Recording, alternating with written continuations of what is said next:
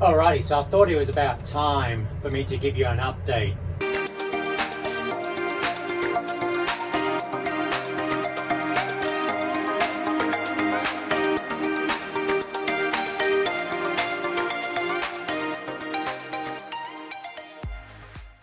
So it's been 7 or 8 months since I did my last video regarding my lithium battery setup.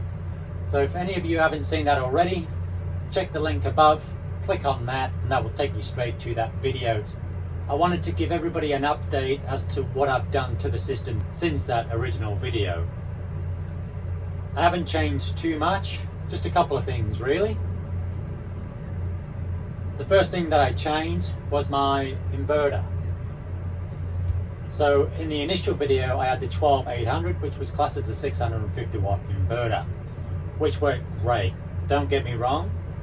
However, as time went by for us, there was a few more things that we wanted to use in the Caravan that was a lot more powerful that we wasn't able to use on the 800 inverter. Things being like the microwave at full power, the aircon, the coffee machine, a blender, and so forth. So I thought it was about time that I picked up a bigger inverter. So I picked up the Phoenix inverter, which is a smart inverter. It's a pure sine wave again. It's classed as the 2000 inverter. This thing cost me, I think it was around about 12 or 1300 bucks. I'll bring it up on the screen anyway. I did get a great deal for this. I picked it up in Geraldton actually. Online was the best price I could get, but I went to a 12 volt shop in Geraldton and they were happy to price match. So I was able to pick it up from the store, which was great. This thing is obviously a lot bigger than the 12 by 800 inverter that I had in here initially. So it has taken up a little bit more room and it's obviously a little bit more weight to it as well. However, this thing seriously packs a punch. I have no issues running the inverter, running my microwave, and all the things that I listed before. The only downside that I would say to having a bigger inverter is that you're going to use a lot more power from your batteries. I've got 300 amp hours, I've got quite a substantial amount of power already there. But when I can use my aircon for 2-3 hours a day when it's hot outside, we're currently in Broome at the minute, it's 37 degrees out there today, so it's pretty stinking hot. But I can stick my aircon on, have it on 23 degrees, I roughly have on around about that, and I can run that aircon for 3 hours from this system that I've got, and that'll take me down to roughly about 25%. Now don't forget, I'm running my full-size fridge, which is a full compressor fridge, 218 litres, and then your charging devices as well. So you've got to consider that. What I'll do, I did actually do a video, but I did it in portrait mode, so I do apologise about that. I will bring that up right now so you guys can check that out. Alright everybody, we are currently in the Lara station in WA and the temperature outside is about 29 degrees, so it's pretty hot and sticky outside. We're currently off grid, so we're not using any power at all, and I wanted to show you how much ampage our aircon uses since we've got our new inverter.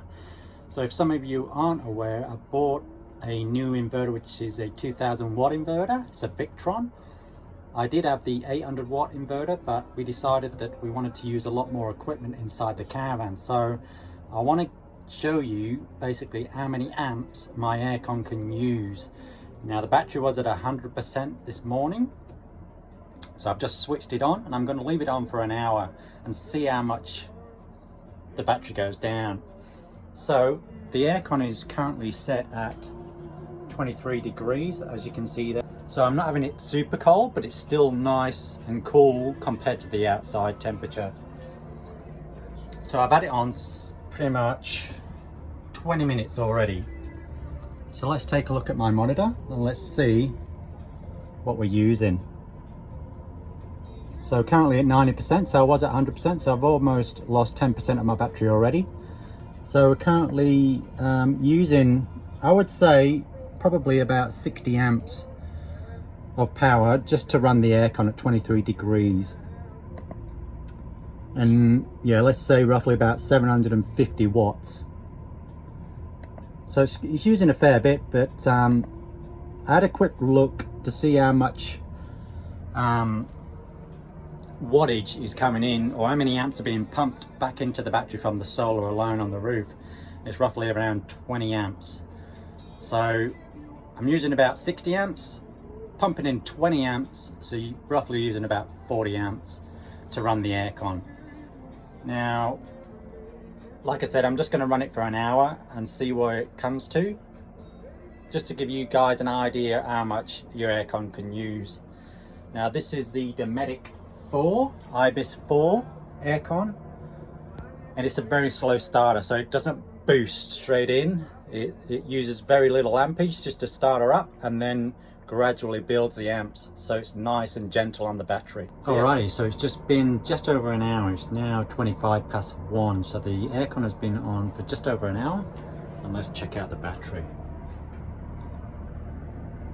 75%, so it's gone down 25%. So I've got 300 amp hours, so that's 100 and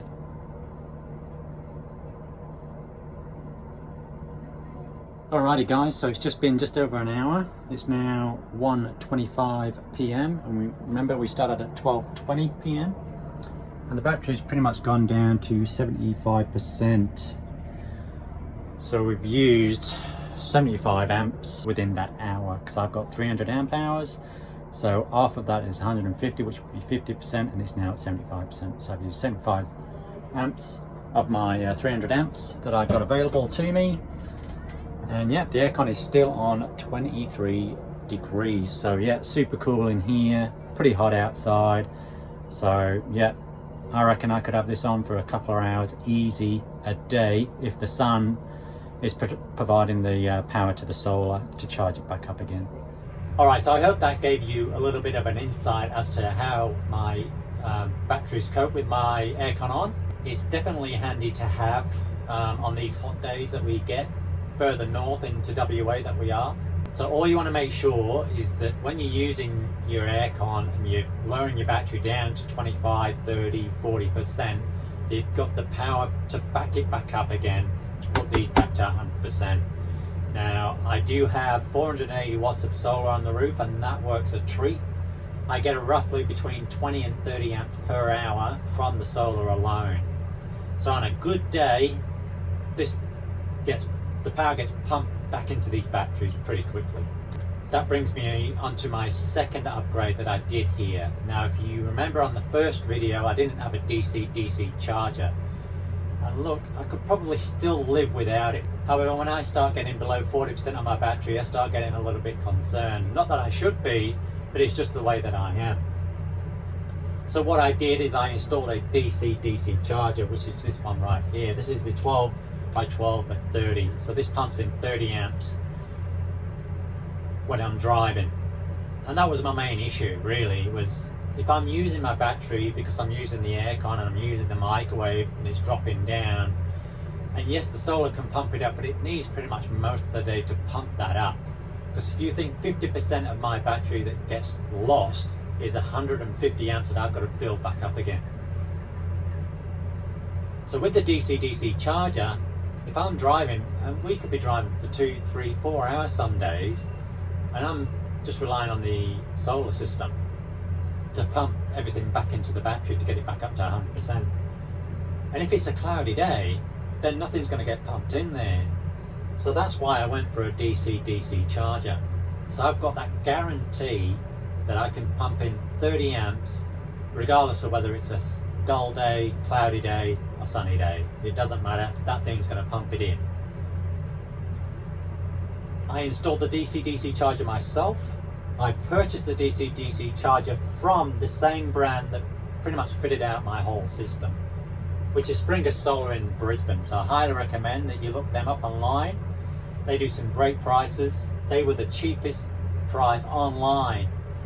So I purchased that from them and got it delivered to Broome.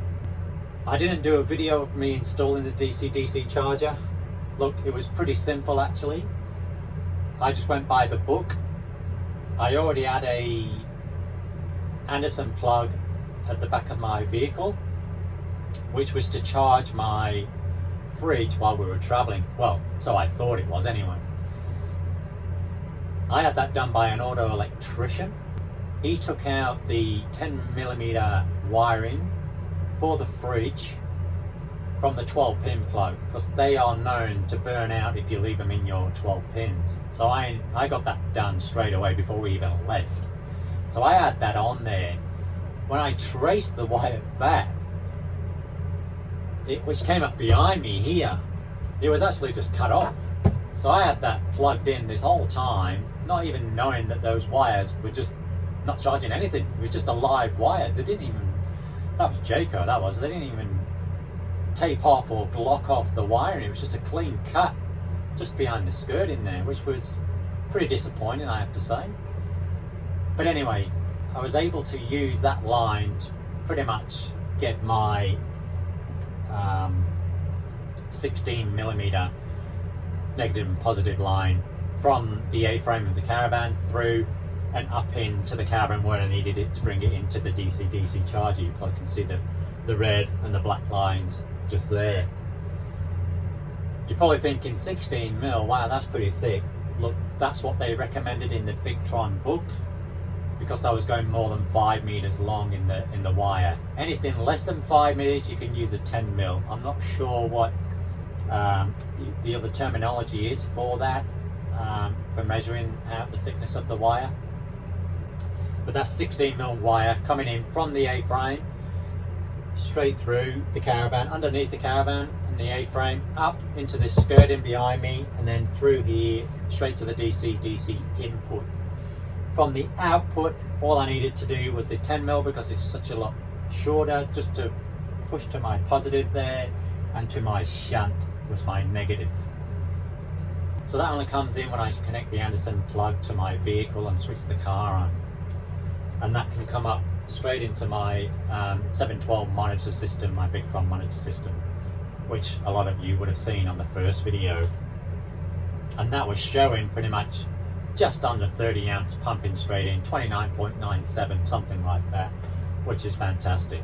So overall, for this whole system, seriously guys, I have had zero issues with this at all. It has been spot on. I can highly recommend going lithium. This thing does kick ass. This thing just keeps going and going, and it's, if you haven't done any research when it comes to AGM or lead acid batteries compared to the lithium, get online, start doing some research. Everybody's going lithium. Yes, you're going to pay the price, but I tell you what, this thing, it charges better, it's quicker. Anyway, I say all that in the initial video, so just check that out if you haven't watched that one, and I go through all of that. I don't want to do the same on this video. This was just an update for you guys out there as to what I've done since the original video. So there you go guys, there's an update from my initial video. I hope that was good for you. I hope you got something out of it. If you have any questions, please just leave them below. Happy to answer anything. If I don't know it, I always find out for you. Don't forget guys, if you think that was a good video, give us a thumbs up. If you think it was rubbish, give us a thumb down. Always appreciate any comments that you've got. Don't forget to subscribe to the channel. I've got so many more videos coming out. I have been busy, we've been back on the road, we're enjoying our time back on the road. I'm trying to put up videos of where we've been, what we've been up to. Thank you to all my subscribers so far. I cracked over 1,000 subscribers and super happy about that.